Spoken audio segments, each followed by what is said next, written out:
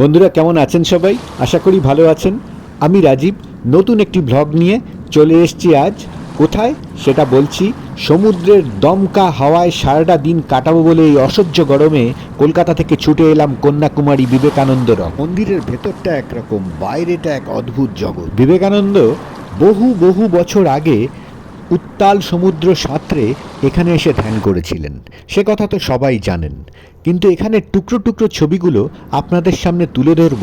আর চারপাশে নীল জল, উথাল পাথাল করা হাওয়া, সে এক অসাধারণ আনন্দ, অসাধারণ অভিজ্ঞতা। সমুদ্র বন্ধু হয়ে এখানে আপনার কানে কানে কথা বলে যাবে। এখানকার লোকাল তীর্থযাত্রীর সঙ্গে ছবি তোলা, নীল জল তো আছেই, বিবেকানন্দের ওপরে অজস্র বই, বুক স্টল, সমুদ্রের গায়ে সানরাইজ ক্যালেন্ডার, ঘন নীল জলে ঘেরা চারিদিকে সমুদ্র, যেখানেই দাঁড়াবেন সেটাই যেন সেলফি জোন। পোয়েমিং স্টোন এখানকার এক আলাদা আকর্ষণ।